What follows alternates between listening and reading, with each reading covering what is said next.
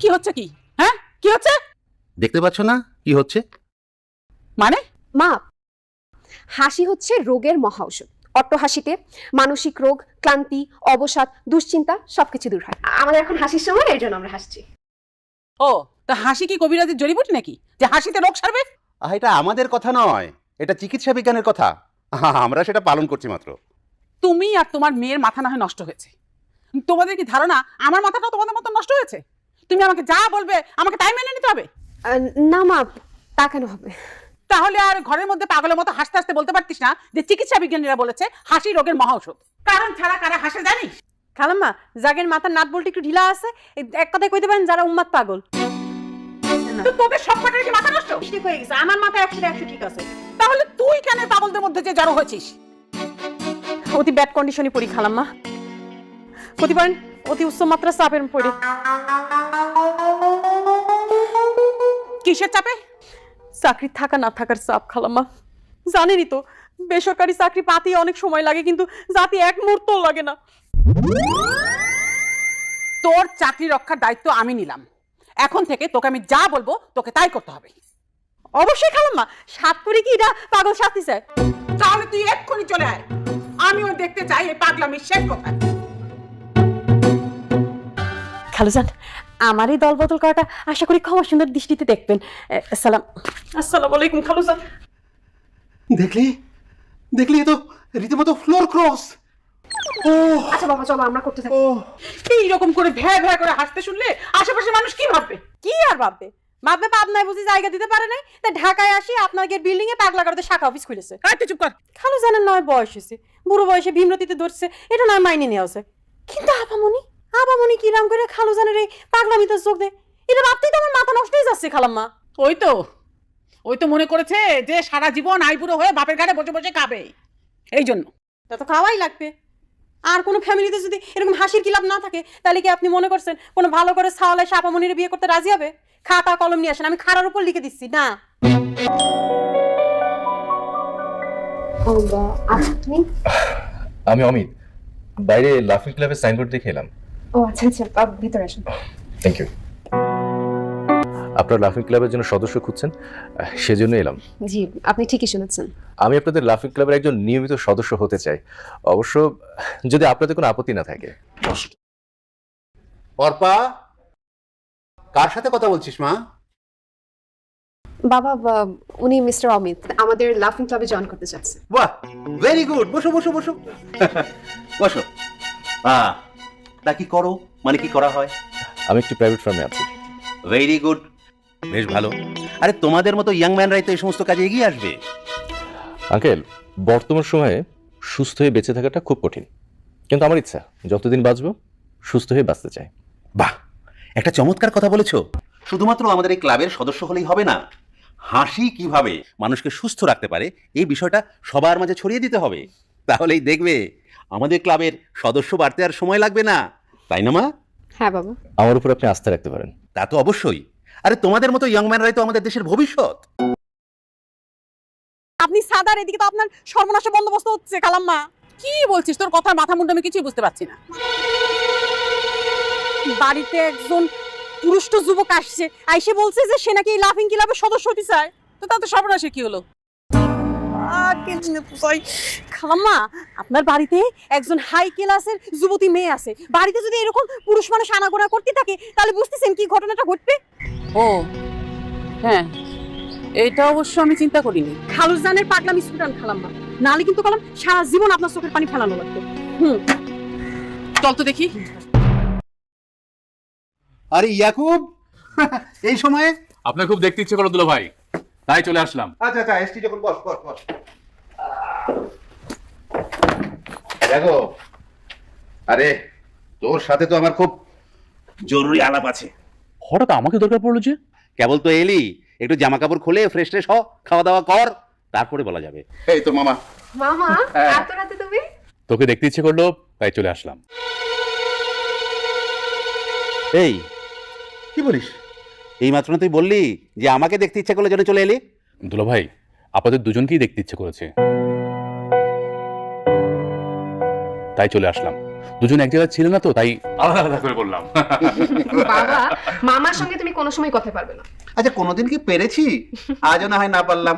আচ্ছা ঠিক আছে, তুই ফ্রেশ হ। তোমার সাথে আমার কিছু কথা ছিল।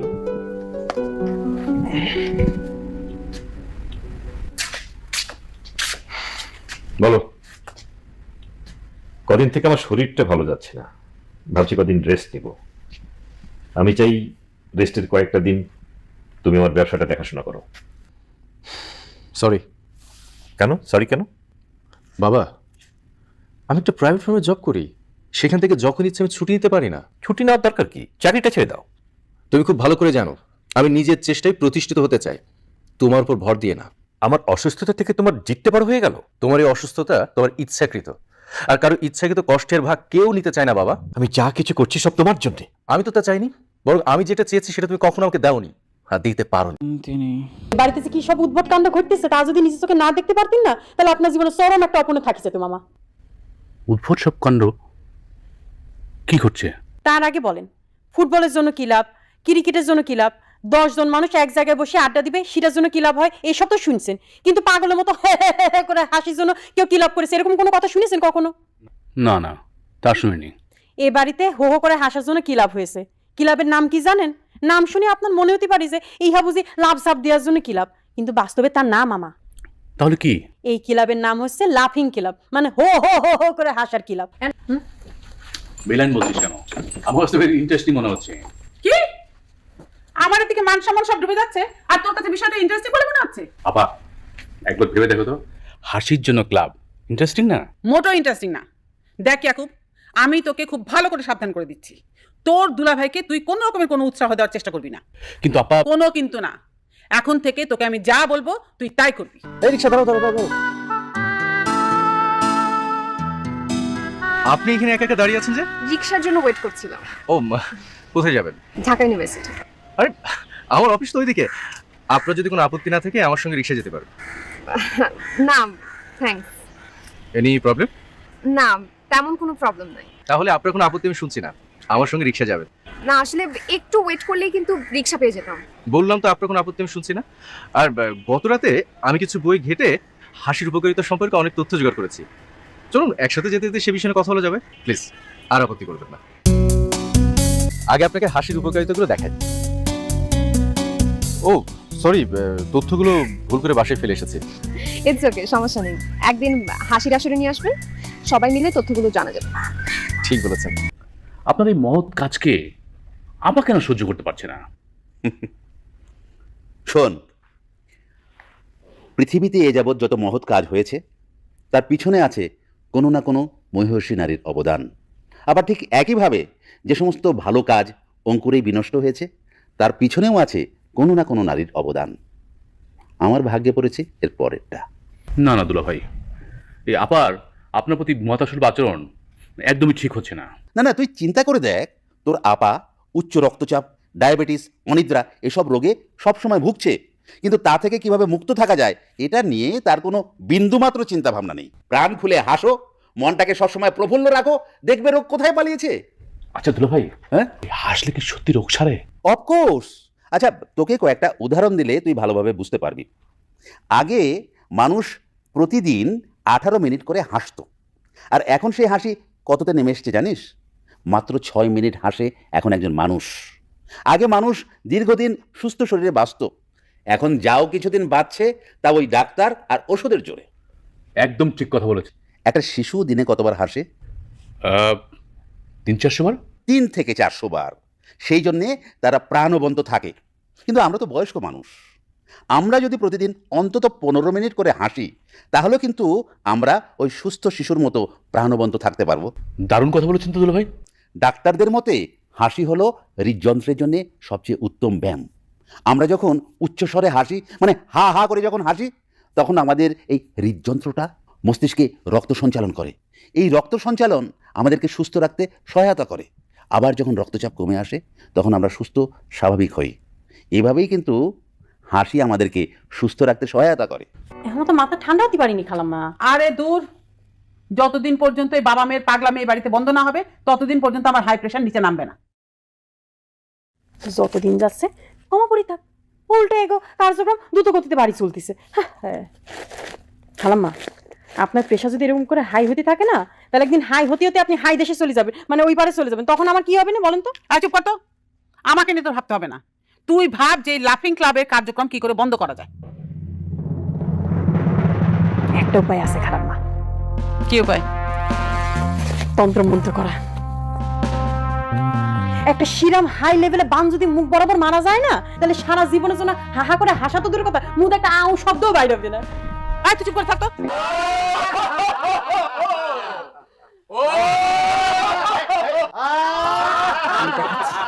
তারপর দেখুন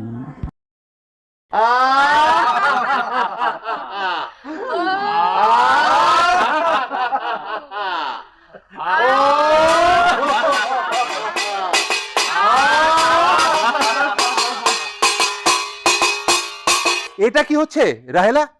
কেন বুঝতে পারছো না কি হচ্ছে? না, মা কি করছো? কেন তোমরা যেরকম পাগলের মতো অট্টহাসিতে হো হো করে হাসছো, আমি সেরকম ভাবে ঠেলা। দেখো রাহেলা, এটা কিন্তু তোমার চরম প্রতিহিংসামূলক একটা কাজ হচ্ছে। কারণ এখানে আমরা বাদে যারা উপস্থিত আছে তারা সবাই কিন্তু আমাদের গেস্ট। দুলাভাই কিন্তু ঠিক কথাই বলেছে আপা। তুই চুপ কর। আমার সাথে কথা দিয়ে কথা না রাখার কারণে তোর যে বিচার হবে সেটা পরে। আন্টি, আমরা তো খারাপ কিছু করছি না, আমরা সুস্থ থাকার জন্যই। তুমি চুপ। আমাদের পারিবারিক বিষয়ে কথা বলার অধিকার তো তোমার নেই। মা উনি তোমার বাসায় এসেছে বলে তুমি ওনাকে এভাবে অপমান করতে পারো না। চুপ কর। আমি কি পারি কি পারি না সেটা কি তোর কাছ থেকে শিখতে হবে? বেয়াদব।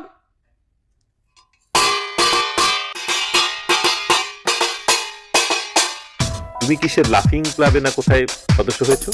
হ্যাঁ, হাসির ক্লাব, লাফিং ক্লাব। মানে একটা জায়গায় আমরা কিছু মানুষ একত্রিত হব, কিছুক্ষণ ধরে হাসবো, প্রাণ খুলে হাসবো। হাসির জন্য কোনো ক্লাবের সদস্য হতে হয় এই প্রথম শুনলাম।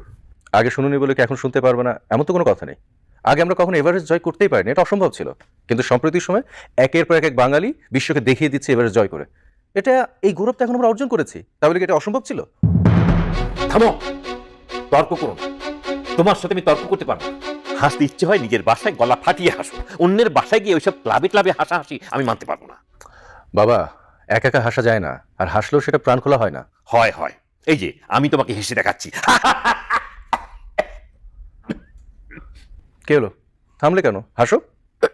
না মানে অনেকদিন হাসিনি তো, তাই গলাটা কেমন খুসখুস করছে আর। আপন ভাই বোন হওয়া সত্ত্বেও তোমার আর মায়ের মধ্যে এত পার্থক্য কেন? তোর কথা শুনে সামারসেট মমের একটা কথা মনে পড়ে গেল, যে হাসতে জানে সে ক্রুদ্ধ হতে জানে না। হাসি ধৈর্যের শিক্ষা দেয়। তোর মার ধৈর্য কম, কারণ সে হাসতে ভালোবাসে না। তুমি যাই বলো, আজকে মা তোমার দিকে যেভাবে বড় বড় চোখ করে তাকাচ্ছিল, তোমার কপালে খারাপ আছে। শোন, একটা ভালো কাজের জন্য বড় বোনের 10টা গরম কথাও সহ্য করা যায়। বাড়িতে কেউ বেড়াতে এলে তাকে বসতে দিতে হয়, আদর আপ্যায়ন করতে হয়, ভালোভাবে কথা বলতে হয়। সবচেয়ে বড় কথা হলো ওরা তো ওদের নিজের ইচ্ছে আমার বাসায় আসেনি, আমি ওদেরকে ডেকে এনেছি। আমি তো কাউকে আসতে নিষেধ করিনি। আমার সমস্যা হলো তোমার ওই উদ্ভট হাসিতে। এটা কি বলছো? আরে আমরা তো কোনো নেশা করছি না, কোনো খারাপ কাজ করছি না, একটু প্রাণ খুলে হাসি, এটাও তোমার সহ্য হয় না? না, সহ্য হয় না। অসুরের মতো গলা ফাটিয়ে হো হো করে হাসি আমার কানে সহ্য হয় না। আমার বাড়িটাকে নরকের মতো মনে হয়। শোনো, উইলিয়াম জেমস নামে একজন আমেরিকান ফিলোসফার আছে, তিনি সাইকোলজিস্টও। হাসি নিয়ে তিনি দীর্ঘদিন গবেষণা করেছেন। তিনি কি বলেছেন জানো? তিনি বলেছেন, আমরা সুখী বলে হাসি না, আমরা হাসি বলেই সুখী থাকি। ও, গলা ফাটিয়ে হো হো করে হাসি তো হাসি নয়, মুখ চেপেও তো হাসা যায়। তাহলে তো আমার বিরক্ত লাগে না। আরে প্রাণ খুলে হাসা মানুষের জন্য যতটা উপকারী, এই চেপে হাসা ততটাই অপকারী, মানুষের ক্ষতি হয়। বিজ্ঞানীরা যাকে বলে প্যান প্যান করে হাসি। ছিলাম যে তাদের হাসির আশে পণ্ড করার জন্য কিছু ভাবছেন নাকি? তোর কি মনে হচ্ছে? তোর কি মনে হয় যে আমি হাত পা গুটিয়ে বসে আছি? না না, সেটা কেন হবে? সেটা তো একদমই না। পরিকল্পনাটা যদি একটু আমারে জানাতেন। জানাবেন?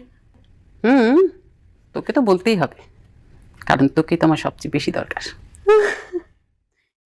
এদিকে বুদ্ধি।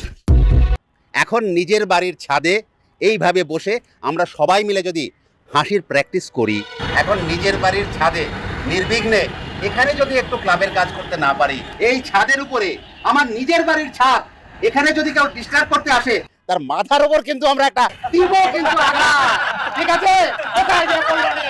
বলো না।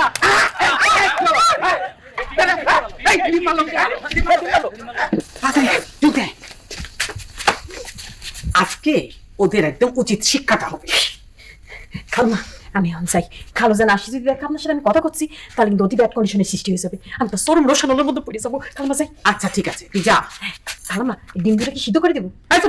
পথা ডিম কি সিদ্ধ করা যায়? পাগল জানি কোথাকার। আজ তুমি যা করেছো তাতে আমার মাথা সবার সামনে হেড করে দিয়েছো। আজকে আমি যা করেছি একদম উচিত কাজটা করেছি। না, যা করেছো তা উচিত কাজ করনি। সেদিন তুমি আমাদের ড্রয়িং রুমে হাসাহাসি করছিলাম, মানা করেছো, আমি মেনে নিয়েছি। কিন্তু আজ তো তোমার কোনো অসুবিধা হওয়ার কথা নয়। আজ আমরা ছাদে গিয়ে হাসাহাসি করছিলাম, সেখানে তোমার অসুবিধা হওয়ার কারণ কি? আছে, কারণ আছে। কি কারণ?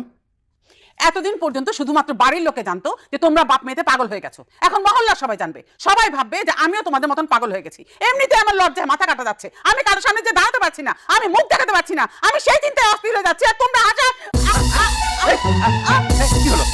তারপর ওরা সবাই কোথায়?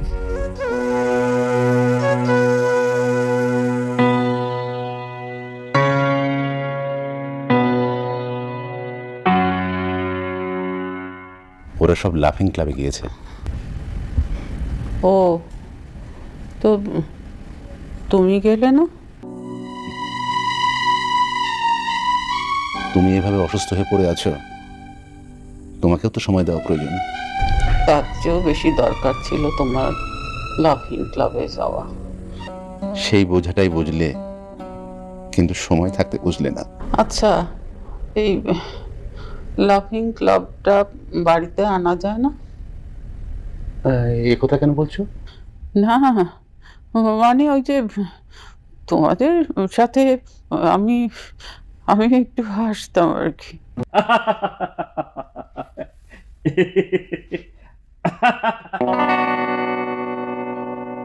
বাবা, তুমি একা একা হাসছো? না, মানে আমি সিদ্ধান্ত নিয়েছি আমি ওই লাফিং ক্লাবে ভর্তি হব, সেই জন্য একটু প্র্যাকটিস করছি আর কি। হঠাৎ এমন সিদ্ধান্ত? না মানে আজকের সংবাদপত্রে পড়লাম এই হাসির গুণাগুণ সম্পর্কে। হাসি নাকি সকল রোগের মহা ঔষধ। তাই বলতে পারিস যে আমি সিদ্ধান্ত নিয়ে ফেলেছি যে আমি এখন লাফিং ক্লাবে ভর্তি হয়ে যাব। হ্যাঁ বাবা, এর আগেও একদিন তোমাকে বলেছি, চাইলেও সবাই প্রাণ খুলে হাসতে পারে না। না না, সেদিন পারিনি, কিন্তু আজকে তো একটু একটু হচ্ছে। যতদিন তোর মাথা থেকে টাকার নেশা না নামবে ততদিন তুমি প্রাণ খুলে হাসতে পারবে না। আপনি? কেন আসতে পারি না? হ্যাঁ, কিন্তু আমি তো জানি না। আন্টিকে দেখতে এসেছি। ঠিক আছে। আসসালামু আলাইকুম আন্টি। ওয়ালাইকুম সালাম বাবা। এখন আপনি কেমন আছেন? এই তো আছি আর কি, কোনো রকম। কোনো রকম থাকলে তো হবে না, আপনাকে খুব ভালো থাকতে হবে। মামার কাছ থেকে জানতে পেলাম আপনি নাকি আমাদের লাফিং ক্লাবের সদস্য হতে চান। শুধু খালাম্মা না, আমিও। কিন্তু তোমরা তো আমাকে সদস্য করতে চাও না। কে বলেছে আমরা চাই না? আপনাকে সদস্য করার জন্যই তো আমি এখানে এলাম।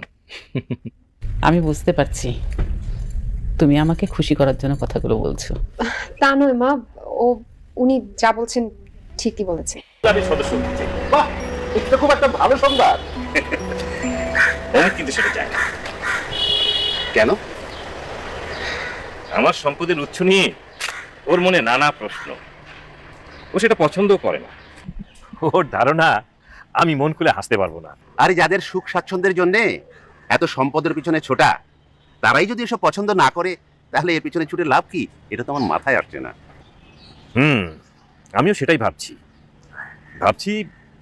অমিতের হাতে সব ব্যবসা বাণিজ্য ছেড়ে দিব। ও যদি এগুলো আগলে রাখতে চায় তো রাখবে, আর যদি বিলিয়ে দিতে চায় দেবে। আমি এখন ভাবছি শুধু আমাকে নিয়ে কিভাবে নিজেকে সুস্থ রাখা যায়। দুলাভাই তোর বিয়ে ঠিক করেছে। আমার বিয়ে ঠিক করেছে? হ্যাঁ, বাবা তো আমাকে কিছুই বলেনি, না জানিয়ে বিয়ে ঠিক করে ফেললো। জানাইনি, এখন জানলি। তবে ছেলে তোর পছন্দ হবে এই ব্যাপারে আমি তোকে নিশ্চয়তা দিতে পারি। আর তোর অন্য কিছু জানার থাকলে আমাকে জানাতে পারিস। সবকিছু কম্প্রোমাইজ করা যায়, কিন্তু জীবনের এই একটা বিষয় কখনো কম্প্রোমাইজ করা যায় না। সেটাই তোমাকে কম্প্রোমাইজ করতে হবে। তোমার কারণে যদি আমি আমার নিজের সাথে কম্প্রোমাইজ করতে পারি, তাহলে তুমি আমার জন্য আমার পছন্দ করা মেয়েকে বিয়ে করবে না কেন? বাবা, তুমি আমার দিকটা একটু বোঝার চেষ্টা করো please. This is my last decision. আমার আপনাকে কিছু কথা বলার ছিল। সরি, একটা জরুরি কথা বলার জন্য আপনাকে ডেকেছি। আচ্ছা, আপনি কি বলতে চান? বাবা আমার বিয়ে ঠিক করে ফেলেছে। আমারও। আজ আপনাকে একটা কথা বলতে চাই, আর আজকে কথা বলতে না পারলে কোনোদিনও বলা হবে না। আমারও আপনাকে কিছু বলার ছিল। আচ্ছা আপনি বলুন। ইয়ে, আমি আপনাকে কি? আমি আপনাকে পছন্দ করি, ভালোবাসি। আমি আপনাকে সেটাই বলতে চেয়েছিলাম। তাহলে আজকে আমরা বিয়ে করে ফেলি, নাহলে এই জীবনে আমাদের কোনোদিনও বিয়ে হবে না। আজই বিয়ে করে ফেলবো, কিন্তু কোনো কিন্তু নেই। আমরা দুজন দুজনকে পছন্দ করি, ভালোবাসি, বিয়ে করবো, ব্যাস। আরে আসেন আসেন, দেখেন পাগল দুটো করেছে কি। সরি বাবা, মানে তোমাদেরকে না জানিয়ে বিয়ে করাচ্ছে না, আমাদের হাতে আর কোনো ওয়ে ছিল না। আরে বোকা, সরি বলার কি আছে? আমি তো অর্পা মামনির সঙ্গে তোর বিয়ে ঠিক করেছিলাম। হ্যাঁ, হ্যাঁ, যেটা আমরা দুদিন পরে করতে চেয়েছিলাম সেটা তোমরা দুদিন আগে করে ফেলেছো, এই আর কি।